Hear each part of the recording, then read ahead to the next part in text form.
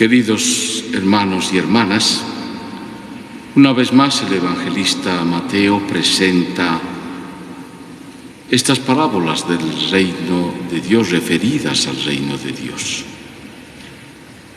No habla Jesús de ninguna definición del reino. No trata ni intenta decir en qué consiste realmente el reino de Dios, sino prácticamente lo que hace es este género literario, el poder decir que sí existe el reino de Dios en este mundo, sacando ejemplos de la vida cotidiana, de lo normal.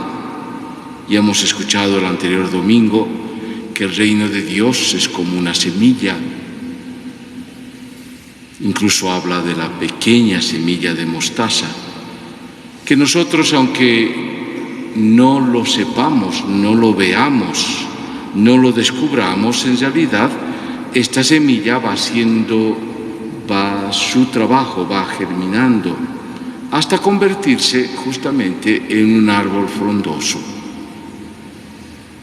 Lo que se señalaba en concreto es que el reino de Dios está presente pese a también nuestras intenciones, ya sean buenas o malas.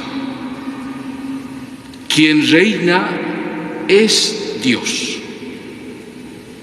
Quien acontece es Dios. Por eso hablamos siempre de un Dios de la vida y de la historia. Quien lleva adelante los hilos de las naciones es Dios mismo.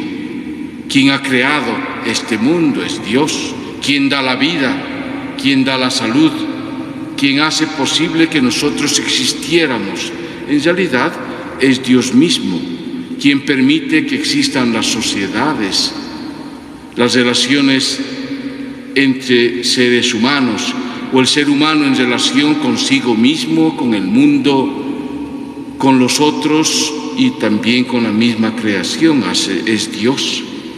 Y este Dios sigue trabajando y quiere hacer presente generación tras generación este su reino en este lugar, en este tiempo, en este espacio, entre nosotros.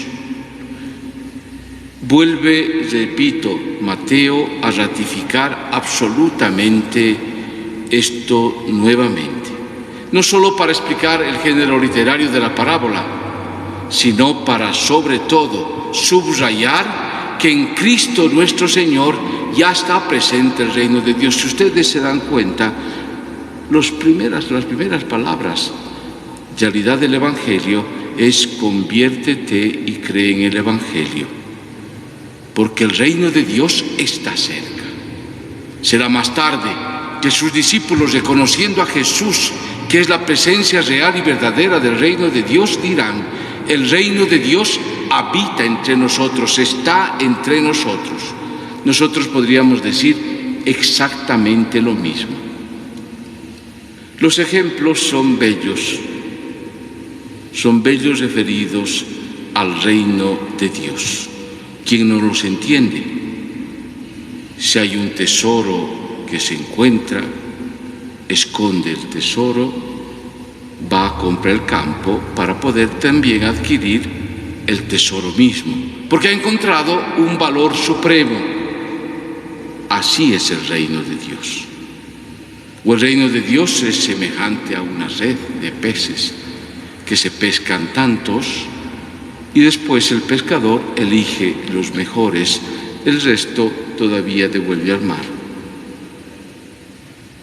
Hace mención ciertamente de lo que será el fin del mundo. Sin embargo, lo que está subrayando en concreto es esta presencia del reino de Dios, que la abundancia de peces, la abundancia de la pesca es buena y es fundamental. Así es el reino de Dios.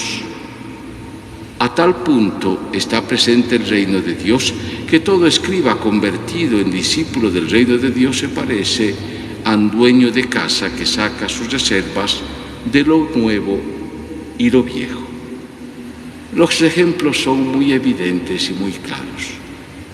Yo simplemente les invito, hermanos, a que nosotros nos refiramos a que no somos los poseedores del reino de Dios. Quien construye el reino de Dios en este mundo es Dios mismo, es Jesucristo nuestro Señor. Es la presencia del Espíritu.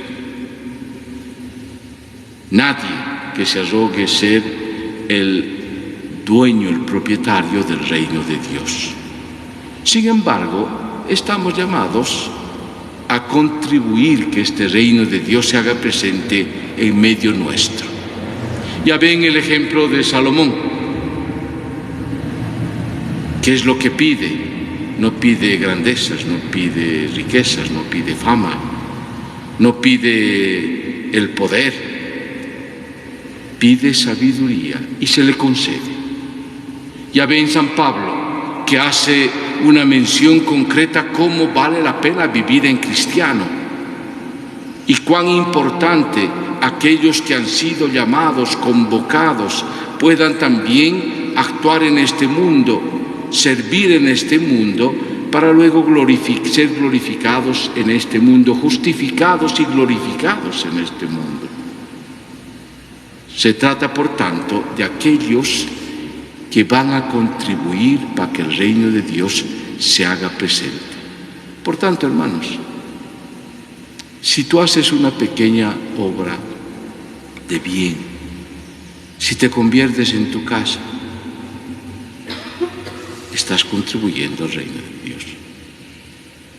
Si defiendes la vida, contribuyes al reino de Dios. Si haces posible que la solidaridad llegue a todos, si atiendes a un enfermo, si logramos como Iglesia unirnos y tener mayor comunión, si somos luz de sabiduría, de paz, de esperanza, si contribuimos al diálogo y para el bien de la sociedad, si hacemos bien nuestro trabajo de servicio, si utilizamos bien los bienes. Por eso decía, oh Señor, cuánto amo tu ley. Si nosotros contribuimos a todo aquello que está presente, que es el reino de Dios en este mundo, hacemos posible que cuanto más se pueda hacer presente este reino de Dios en nuestro mundo.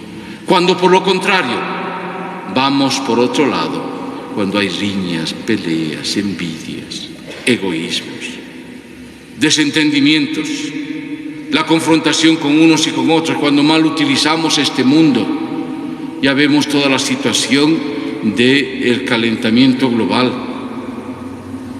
porque el ser humano ha tocado la naturaleza con su mano, pero no la ha tocado bien, no la ha hecho bien, solo buscando otros intereses, y la naturaleza se viene en contra.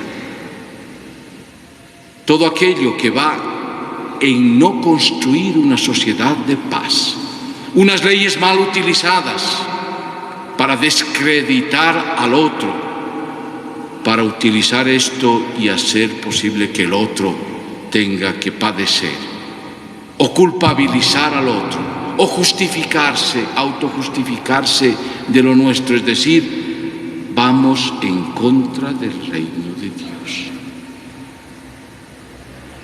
Queridos hermanos y hermanas, acojamos por tanto esta palabra, acojamos esta gran invitación a ser también, no digo constructores del reino de Dios porque nos equivocaríamos si decimos así, sino más bien que contribuyamos, ayudemos a que este reino de Dios se haga más visible, más patente en medio de nuestra sociedad.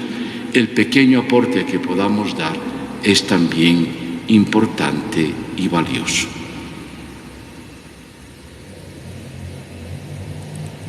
Y quisiera por último hacer mención también a dos aspectos que creo que son importantes. Hoy, aunque queda desapercibido, se habla también de una jornada, de un tiempo, de pensar, de reflexionar y pedir a Dios que pueda cesar esta trata y tráfico de personas. El flagelo, uno de los mayores flagelos de nuestra era, de esta sociedad contemporánea. Y por otro lado, la Jornada Mundial de los Jóvenes. Son 500 jóvenes o 500 personas que de Bolivia han peregrinado para este encuentro. También rezamos para que esta jornada pueda traernos también frutos grandes y sobre todo que sea para que el reino de Dios se haga presente más y mejor en nuestro mundo y en nuestra sociedad.